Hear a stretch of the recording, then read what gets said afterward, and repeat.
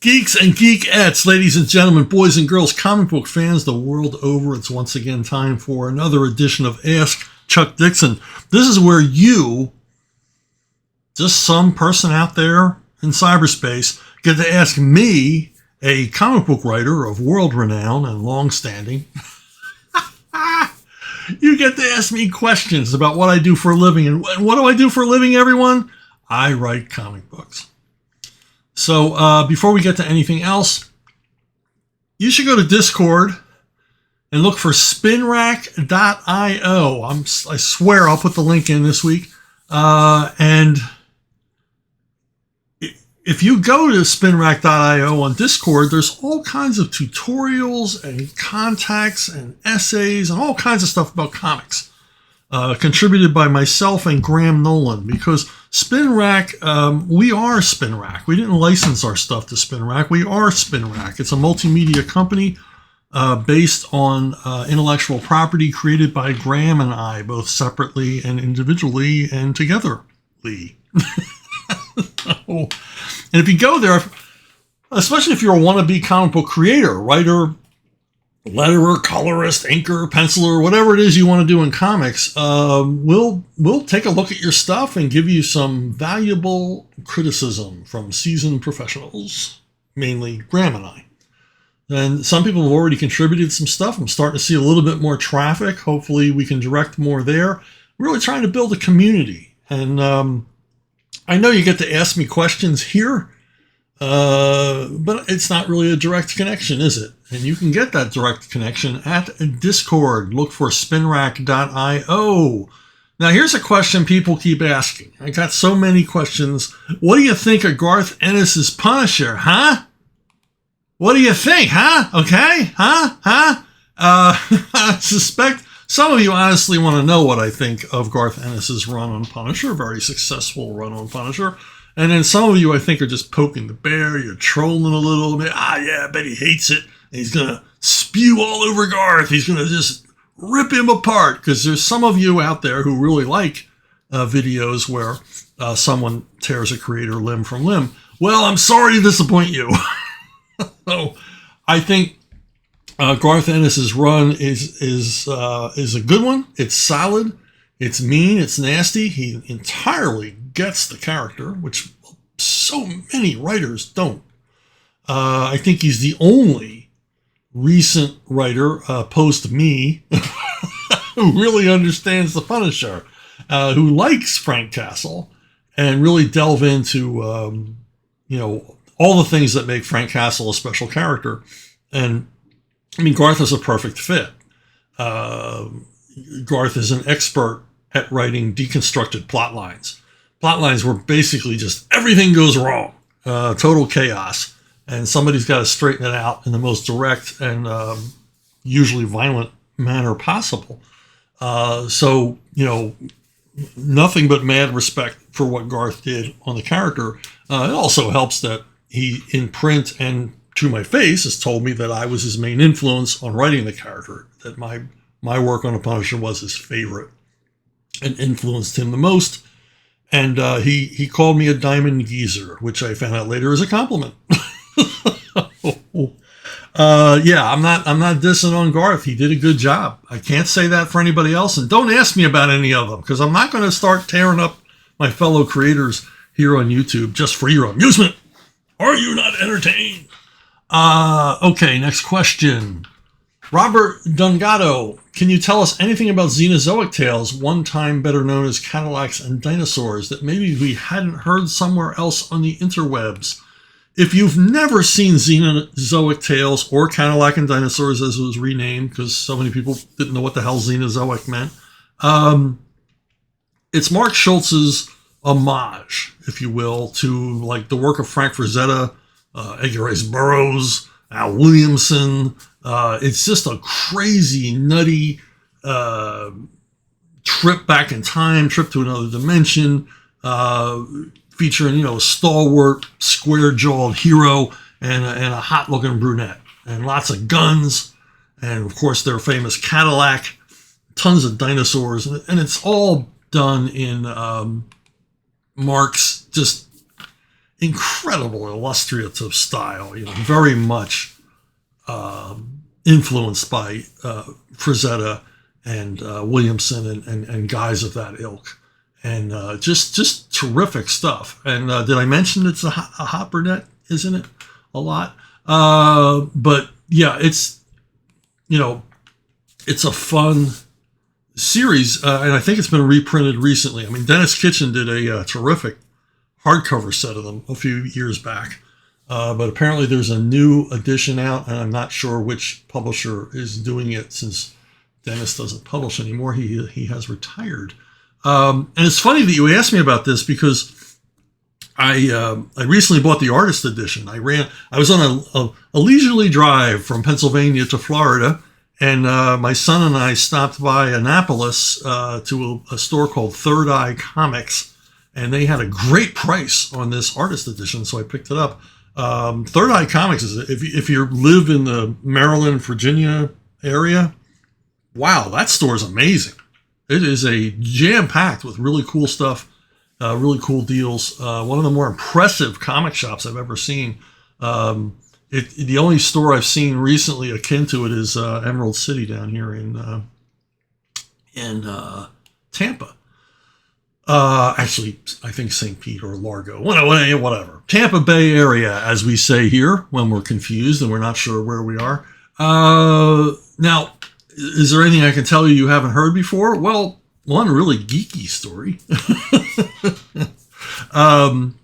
Xenazoic Tales, and it's under its other name, Cadillacs and Dinosaurs, spawned a cartoon series and a toy line and an arcade game. And one night, Flynn Henry and I, my buddy Flynn Henry and I, we were wandering around the King of Prussia Mall, and we stopped in the arcade, and there it was, brand new, just installed, the Cadillacs and Dinosaur game.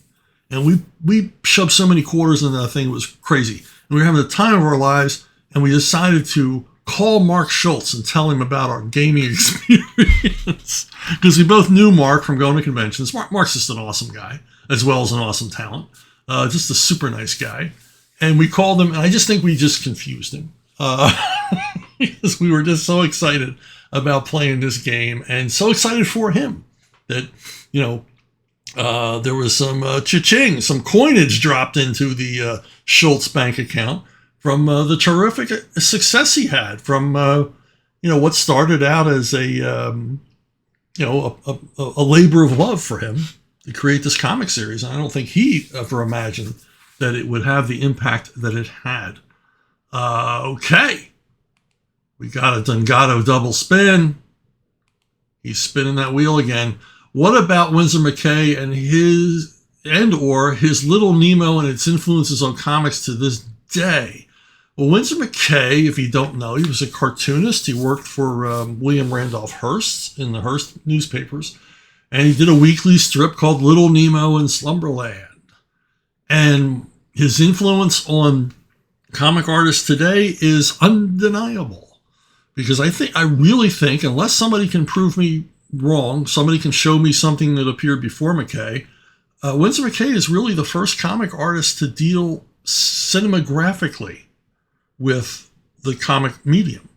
To tell, as you can see here, he does this little set piece, and it's all very much visually told. I mean, the characters are talking, but they're generally asides that aren't necessary to the action, and it's very much told like a film. It's a movie on paper, which is, the effect McKay was going for. And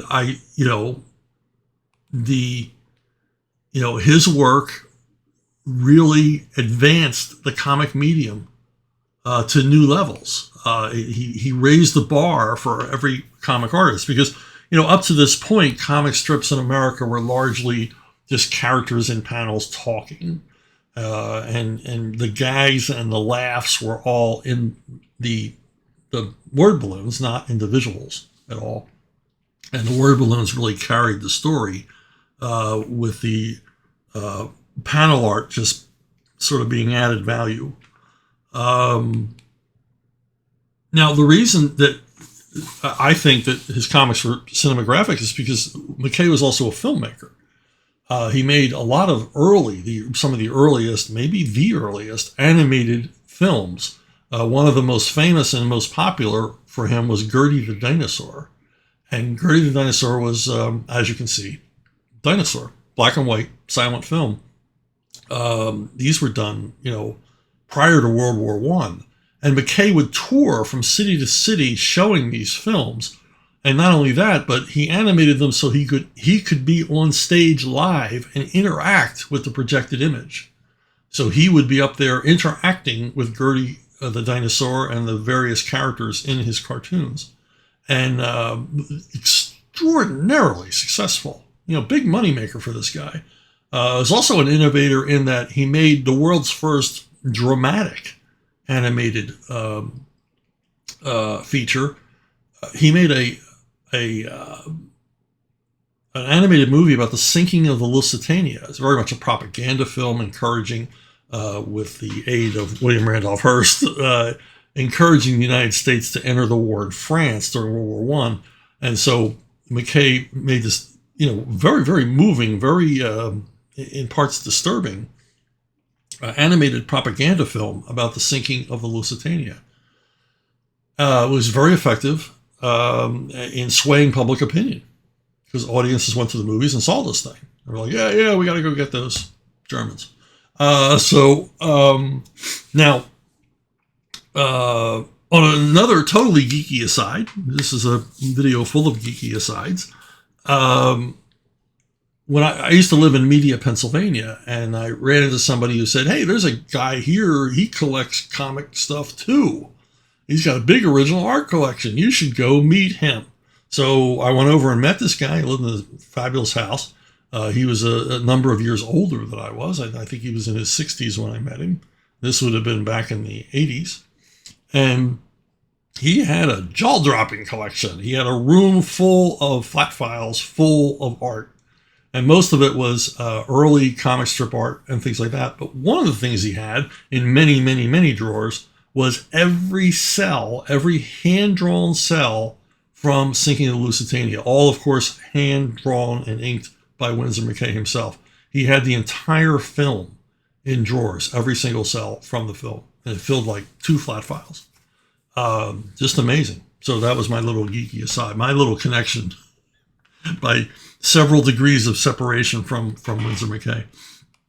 Hey, it's a triple spin for Roberto. Here we go.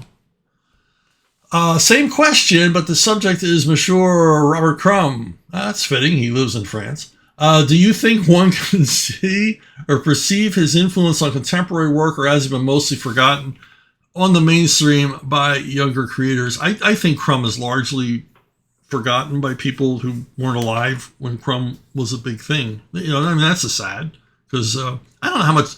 I don't think he has any influence on modern comic book creators. I don't see anybody aping his style or trying to do what Crum does, which is understandable because so much of what Crum did was deeply personal. He was very much idiosyncratic, very much an iconoclast in his art as well as his life, personal life. He was a different breed of geek. If you're not familiar with Robert Crum, well, you are, even if you aren't. Keep on Trucking was a big thing. Mr. Natural in the 60s and 70s. You saw Crum imagery everywhere, even when it wasn't drawn by Crum. But you just never sought to be loved, never went to a comic book convention, held comics, mainstream comics in particular, in complete contempt. He was doing his own thing. He was just doing his own thing. I got to respect that. He did every kind of comic. He did trading cards of blues players, very, very much into blues artists from the 20s and 30s. Apparently has like this enormous record collection. But for me, I liked when he was funny, and he could be very, very funny. His strips could be, howlingly funny. My favorite character of all only ever appeared in one story. He's Rough Tough Cream Puff, and in case you didn't know, he don't take no guff. when he struts his stuff. And another one that really cracked me up is his cover for Despair. I just love the idea that there would be a comic book called Despair, and the cover gag never fails to get a laugh out of me. Roberto, he's going for it. Quadruple spin. Were Bud Spencer and Terence Hill films ever a thing during your youth? I've met many an American with no idea who they were, despite filming so much of their stuff stateside. Yeah, they played Americans a lot. My first exposure to Terence Hill, and subsequently Bud Spencer, because he was also in these movies, was the Trinity films. Trinity, if you don't know, he was featured in a number of spaghetti westerns, and he was the laziest cowboy hero of them all. As you can see here, he can't even be bothered to ride his horse. He would nap while laying on a travois, and the horse would just drag him wherever the horse wanted to go. I remember going to see these movies at the theater with my dad, and both of us cracking up because they were funny movies. And of course, Bud Spencer plays Trinity's brother. Trinity in the movies is the left hand of the devil because he's so fast on the draw, and Bud Spencer is his brother, who is the right hand of the devil. And these two had a real chemistry. You had this good-looking matinee idol kind of guy who was also an excellent comic actor. With this big bluff chubby guy as his sidekick or partner. And it was a good mix, and they made a number of movies. And as you said, they shot a lot of them here, basically playing Americans, but most of these were distributed only in Europe. I remember a few of these would make it into the grindhouses in the Philadelphia area, but they were generally in the grindhouses that I was warned were dangerous to go into. So I never saw one of their Italian films other than the Trinity movies on the big screen. I did, however, follow Terence Hill's career as they were trying to make him into an international star. And I remember going to see March or Die and enjoying it very much. I rewatched it recently. It's an excellent Foreign Legion action film, also starring Gene Hackman and Catherine Deneuve. And I really like that. And another film, Mr. Billion, which I don't remember a lot about. It was kind of a chase comedy with Jackie Gleason and Terence Hill. And if I remember right, Valerie Perrine was the love interest. That was the 80s. Hey, what do you know? First time ever, Roberto hits the quintuple spin. Ever read Calvin and Hobbes? If yes, what can you tell us about it from your veteran analysis?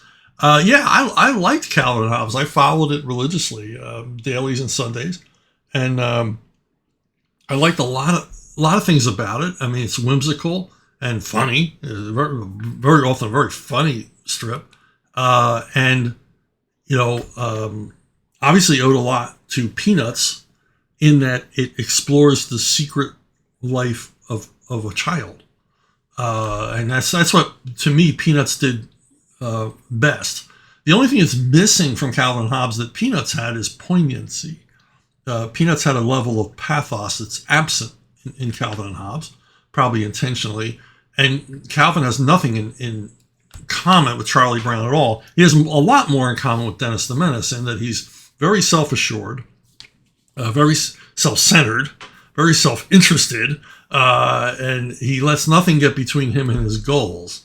So he's not neurotic in any way. He's very much like a child. If you remember your own youth, how fearless you were.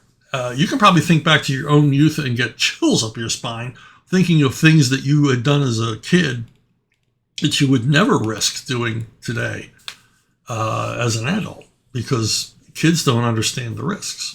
They don't care, or they don't even think about it at all. And as you can see, I can't find a better example of Windsor McKay's influence on comics, because we were talking about McKay earlier, than things that Bill Wooderson did in Calvin and Hobbes. Here is a very, very cinematic sequence of panels, could have been in Little Nemo. So Wooderson, obviously a student of the comic strip and the art form. I mean, the strip was well crafted throughout. consistently good, consistently funny. And that's not easy to do day after day after day, 7 days a week. My only problem with Calvin and Hobbes is actually Watterson himself. At the peak of his success, and he had enormous success. I mean, this guy went from like 300 papers to 1,200 papers in a year. I mean, he had a growth spurt on this strip that was amazing.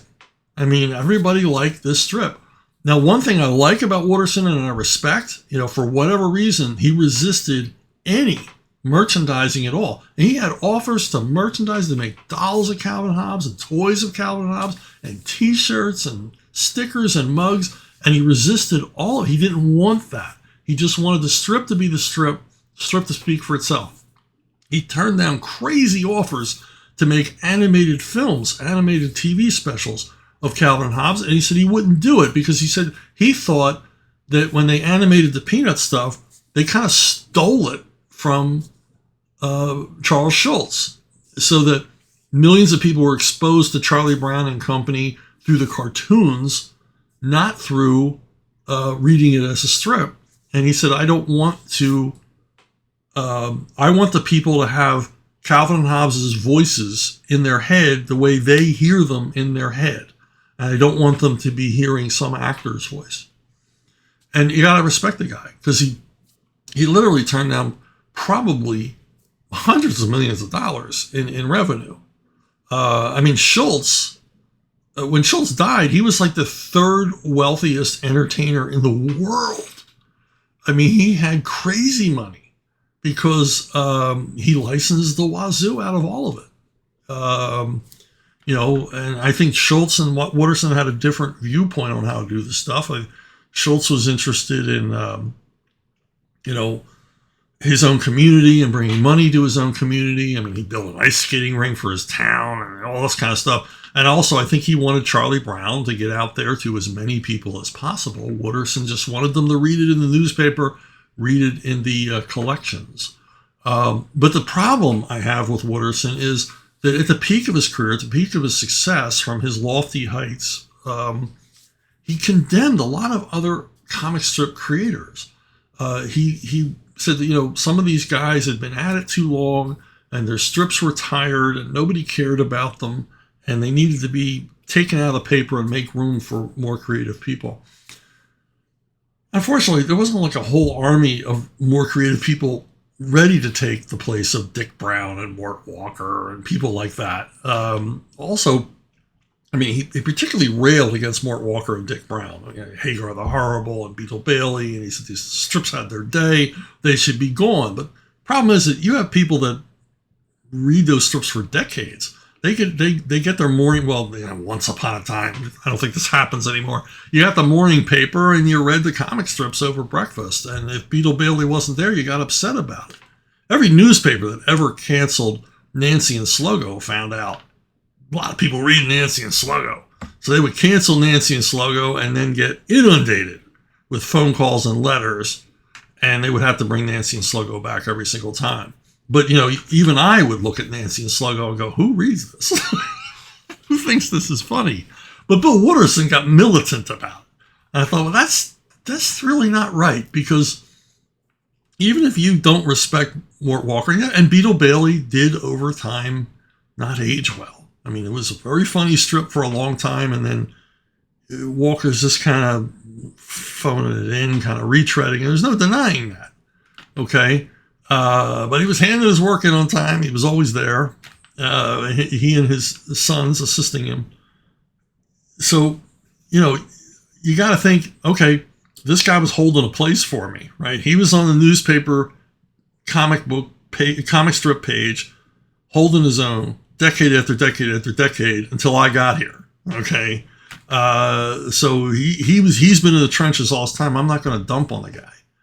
I respect the people who came before me. I work in their shadow.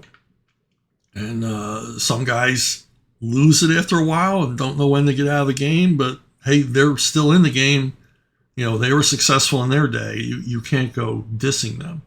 The way Watterson dissed his contemporaries in the business. I just think it's odd. It's just odd. Why be vocal about something like that? And if you feel that way, just keep it to yourself. Gentle Savage, what kind of music are you a fan of? Well, that's a loaded question. Everybody thinks that they're like the most eclectic. I like all kinds of music. I'm really eclectic. Well, I'm the same way. I'm really eclectic. I'm recently in my playlist. I got playlist on shuffle. I got I can't even remember how many tracks. Tens of thousands. Amy Mann, I like Amy Mann. Pops up. The Kinks, love the Kinks. Just Lola popped up again for the umpteenth time, and I still marvel at how brilliant that song is. Ray Charles, listen to a lot of Ray Charles, both country, western, pop, rhythm and blues. This guy did it all, and always worth listening to. Steel Eye Span, a group that will send my wife running from the room. Steel Eye Span basically specialize in English folk music from the medieval period and Renaissance period. And, it's not everyone's cup of tea. Saw them live once, though. Awesome show. And country western, I listen to country western. Miranda Lambert, I like her lyrics. I don't know if she writes her own songs or not, but whatever song she sings, the lyrics are very clever. And I think that's what's missing. I hate modern country pop music, and because they just sort of do a turn of phrase and beat it to death for 3 minutes. Miranda Lambert's stories tend to tell a story. They tend to be going somewhere. They're like old George Jones or Porter Wagner stories where they're going somewhere. There's going to be a surprise or some sort of twist or turn in the tale at the end of the song. And I like her stuff a lot, and I like tons of other stuff. Bing Crosby and the Andrews Sisters. I have a collection of all of their recordings, even their rehearsal recordings, which some of them are hysterically funny as they muff lines or ad lib stuff that at the time would not pass any kind of censorship. They would not be able to be played on the radio. So Bing and the Andrews Sisters are a great mix. If you're just familiar with Bing Crosby, I don't know, about whatever association you have with Bing Crosby, or you've heard the name and don't know who the guy is, he really changed the music industry entirely. Before him, everybody was trying to sound like an opera star, even in pop music. And here comes Bing just singing in his natural speaking voice. And his phrasing and his casual approach to the music made him like the first true American musical superstar. I mean, you can't overestimate how huge he was. He was the Beatles and Elvis all rolled into one in the 30s and 40s. And I love the anytime he teams up with the Andrews Sisters, who were like the go-to female trio, close harmony trio. And anyway, that's it. My weird musical taste. Everybody's got weird musical taste. You can't tell anything by somebody's musical collection. It's a personal thing. It's an interior ego id thing. I don't know how to describe it. Hey, twin spin for Gentle Savage. Also, when it comes to villains and heroes you've created, aside from yourself, which writers and comics do you think have done the best job in handling characters you created? Well, Bane would be the number one because he keeps popping up everywhere, written by, everybody. He, much to my surprise and Graham Nolan's surprise, the guy has earned a permanent place in Batman's Rogues Gallery. So he pops up in, games and comics and toys and movies and TV shows constantly, which pleases us, and a reward for all our hard work. 3 writers have done a great job continuing Bane's career, because obviously my telling of the tale of Bane got interrupted by leaving DC, so I couldn't write any more Bane stories. Scott Beatty, Tony Bedard, Gail Simone all wrote Bane perfectly, to my mind. And what all 3 have in common is they called me on the phone. How about that? They called the creator of the character on the phone. They asked questions because they wanted to get it right.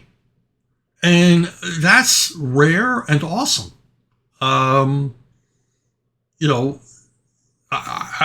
did the same thing when I was doing, when I was on Batman, and I would use animated characters created by Paul Dini. I would call him first and basically ask his permission, because because he worked in animation, he gets nothing. He gets no participation. I mean, they can make 1 million Condiment King toys, and Paul Dini gets nothing but maybe a tip of the hat. But I would always call him, is it okay with you if I use this character? And he would say, yes, yes, please, because you're making him canon now. You're moving him into the comic book realm, because I did Lock Up, I did Condom King, and famously Harley Quinn became part of not because of me, but Harley Quinn became canon in the Batman comic book universe. But I always thought, it's only courtesy to call Paul and ask him first. Okay, Gentle Savage gets a triple spin. Everybody's getting lucky today. Okay, and finally, which fictional comic book city, e.g. Metropolis, Gotham, Coast City, etc., do you think is the best in terms of aesthetic, and do you think would be the coolest to live in? I think the coolest to live in would be Metropolis, because it looks like a happy, sunny place. It looks like a very modern, cosmopolitan city. And plus, if anything goes wrong, you got Superman. If your car falls in the lake or your cat's up a tree, call Superman. He's there. He shows up and he makes everything right. On the flip side, you got Gotham, and Batman, love Batman, but he generally shows up after everything's gone wrong. Oh, he's there to pick up the pieces, and those pieces might be you. Plus, it's a dismal place. It's full of crime. It seems to always be raining. It seems to have longer nights than any other city in comics. And it seems like a really crappy place to live. I would not want to live in Gotham. Now, an interesting city I wouldn't want to live there, but it'd be interesting to visit, would be the bottle city of Kandor. Kandor, the last surviving city of Krypton, shrunk down into a bottle. What a cool concept. I mean, what a crazy, nutty, ridiculous concept. And that's what I love about it. So visiting Kandor would literally be like visiting, not only going back in time, but going back in time on another planet. So how cool would that be to visit that place? But as I said, I wouldn't want to live there. I'd feel like an outsider, and you'd probably have to learn Kryptonian. Okay. Matt Strott, I have a Lancaster question for you. I'm wondering if Lancaster has an Amish Mafia. It's a good thing they don't have technology, or I might fear the repercussions of asking such a question. Yes, I can say it's safe to say that no Amish person will read that post or see this video at all. No, there is no Amish Mafia, although the Amish in their community do have power over the members of their sect, and it is a religious sect. There's different kinds of Amish, and they all have different rules, and you can tell the difference between them by literally the colors of their shirts and the kind of hats they wear. So you learn these over time if you live in Lancaster or places like that. But the Amish have the power to shun. They don't have the power to have you whacked, but they have the power to make you disappear from their society. So they will shun you, and you are no longer part of the Amish community, and nobody can talk to you, and nobody can correspond with you, and you are out, baby. You are banished. You're not swimming with the fishes. You're out there hanging with the English, and you're no longer welcome at the dinner table. The other thing that the Amish have in common with the Mafia, or the only thing really, is they pay for everything in cash. I talked to realtors in my area when I lived in Lancaster and the southern part of Chester County. Amish cover they have a big footprint in Pennsylvania, all the way down into northern Maryland. You'll see Amish. Anyway, this realtor told me that when the Amish buy a farm or buy land or buy a house, they pay cash, which means they literally, it looks like a scene from Miami Vice, they literally show up with a case full of cash at settlement. And the money is handed over, much like a drug deal. So, and the other thing about the Amish, the things, because I've lived around Amish most of my life, the thing that people don't understand about them, there's a lot of things they don't understand. Number one is, they're like afraid of technology or averse to technology. No, they will use technology. Most Amish communities have a telephone. It's usually mounted on a pole between a number of farms. So in an emergency, they will use a telephone. Also, I mean, I owned a property where I needed a barn roof replaced. Well, when you need a barn roof replaced, there ain't nobody better than the Amish. They're going to do an awesome job. They're tremendous carpenters, and they work fast. But they don't use power tools. But they do bring along a guy who will use power tools. And so they figure out what they need drilled, what they need sawn, and that guy does it.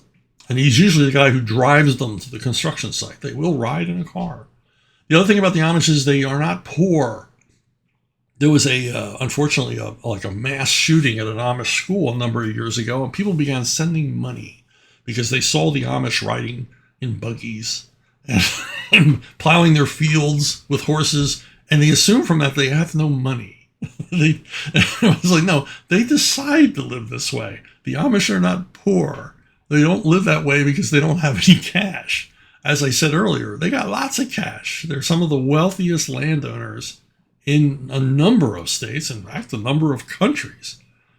South America and Belize, in Central America, in Pennsylvania, Ohio, a number of states have large Amish communities, and they ain't hurting because they're hardworking folks. They're hardworking folks, and they don't waste money on all the crap that we waste money on. Oh. Okay, enough about the Amish. Hey, John Coates sent this in to me, and it's not a question. He just wanted to show it to me, and I thought you'd like to see it too. This was a list made by Carmen Infantino when he was the publisher at DC Comics. And it's a list of things that will make covers sell, make comics sell if they're on the cover. No surprise to DC fans, gorillas is number one on the list. Dinosaurs, I can tell you, dinosaurs sell a book. Motorcycles, never really thought about that one, but it explains a lot of DC comic covers in the era. A purple background also explains a lot of DC comic covers. A city in flames. The hero crying. We talked about Weepy Batman last video. A direct question to the rear. What is the startling secret of the seventh superhero, etc.? Yeah, we've all seen those covers from DC. So this is a nice little list. As an aside, I remember visiting DC Comics a lot in the 70s, and one time they were talking about this particular cover of Jonah Hex that sold really, really well, like surprisingly well. There were few returns on this cover, and they thought that it was the color orange, particularly like it was like this burnt orange color on the cover, and I saw editors discussing that this might be the reason because it really popped off the stands. And I was, a fan wannabe, so I didn't point out the fact that probably sold because the cover depicts a cowboy at a watering hole, and standing on the hill behind him is Jonah Hex with a recently pulled out of the ground sign saying "Poison water hole, do not drink." So that's what sold that cover, because it was so mean. Not the orange, but consequently, a lot of DC comic covers in the following months had lots of orange covers because they thought that was the key. But hey, if you're not familiar with John Coates, check out his book. We've done a number of books on Don Heck. Excellent art book and biography and interview book of Don Heck, a scholarly work. He also did an excellent one on John Severin. So check out John's stuff. Timothy Lindsay, where to start a story? I love this question because it's just like right to the point. Right to the point. Now, there's not going to be anything more about comics, so if you're just here for the comics, go away. This is for writers only. Not go away, but I mean, I'm just telling you. I'm not going to reveal my dislike for, writer X. I'm not going to reveal any fantastic secrets about working at DC or Marvel. This is going to be for writers, serious writers. Yeah, where to start a story? That's the question, ain't it? Where do you begin? Where do you get going? How do you accomplish that? And sometimes it's not where to start it, but when to start it. Do you really want to start your story at the beginning? Or do you want to start your story after the story has begun? Whatever you do, wherever you start your story, it has to intrigue the reader. So maybe you don't want to start your story at the beginning. Maybe the actual beginning of your story, it's not tedious, but it's not as engaging as something that happened later. You can always start your story later and head on back to that beginning to explain the character, what the characters, or simply learn about the character's motivation and past throughout the body of the story. Largely, and I say this over and over again, by what the character does, not what the character says.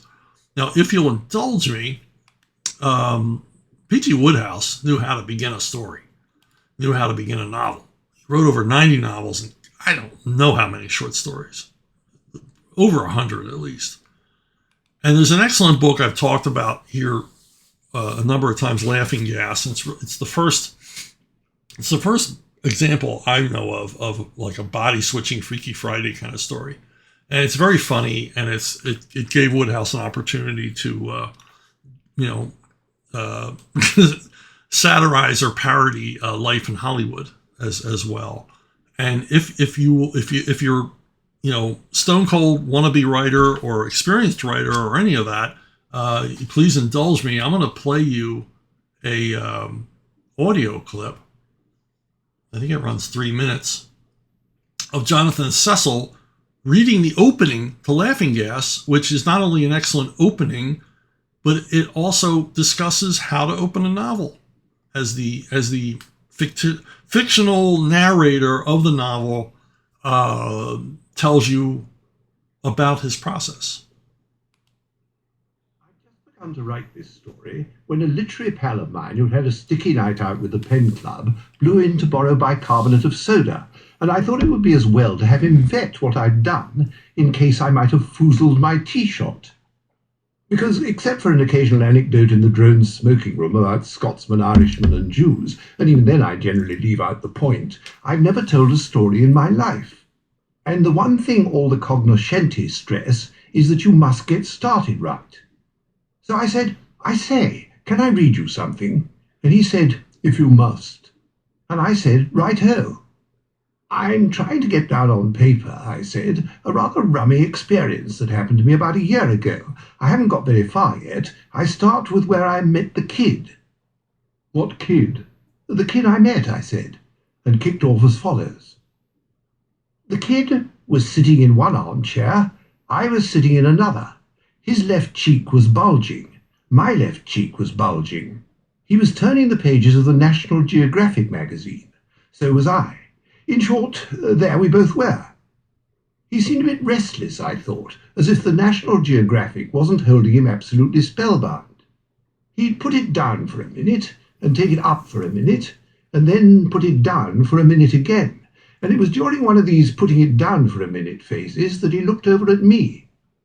Where, he asked, are the rest of the boys? At this point, my literary pal opened his eyes, which he'd closed in a suffering sort of way. His manner was that of one who has had a dead fish thrust under his nose. Is this bilge, he asked, to be printed? Privately. It'll be placed in the family archives for the benefit of my grandchildren. Well, if you ask me, he said, the little perishers won't be able to make head or tail of it. Where's it all supposed to be happening? In Hollywood.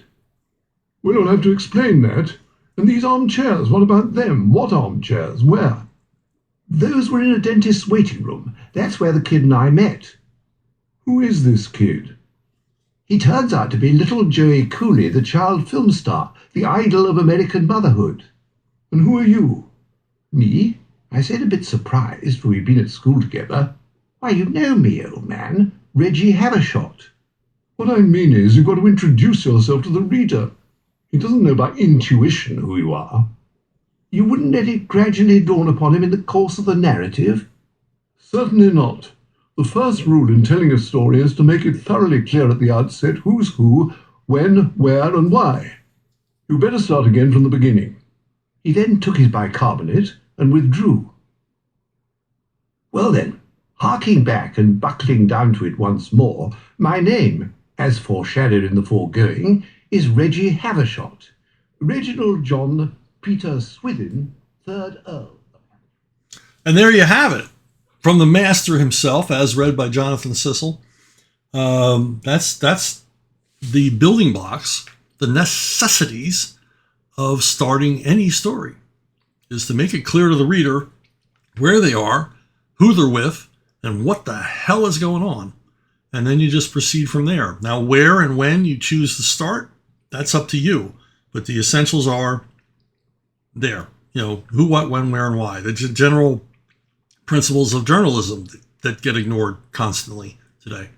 So if you have a comment, suggestion, picture your dog or kitty cat or whatever, if you want to get yourself, maybe you want to beat Roberto Dengato's record of 5 questions asked, give it a shot. But you got to contact me at brunobookstore@gmail.com, brunobookstore@gmail.com. It is the most reliable, most dependable way of reaching me. And are you reading My Sister Suprema on Arctunes? Why not? Why aren't you reading it? Anthony Gonzalez Clark and I, and particularly Anthony, are just killing it over there. He's doing terrific artwork. It's a funny story, sibling rivalry, superhero parody. And you can read it free, absolutely free on Arctunes. And yes, there will be a print edition coming soon from Spin Rack, a special origin issue, a limited print run. We'll be announcing that very soon. So, hey, that's it for me this week. I want to thank you for listening. Thank you for watching. Thank you for subscribing. If you haven't subscribed, and a lot of you are starting to do that, the subscriptions are picking up pretty briskly, but please subscribe because it helps my reach, and I've seen an impact in recent weeks. We had an uptick in subscriptions, and I'm seeing a lot more views. We're on a steady rise here. If I can get to 8,000 subscriptions, I'm getting very close. I think we can reach out to even more people. And hey, word of mouth, tell your friends about it. You probably know somebody who would enjoy listening to me prattle on with my geeky interests and insider information about comics. Let them know about it. And until then, I'll see you down the road.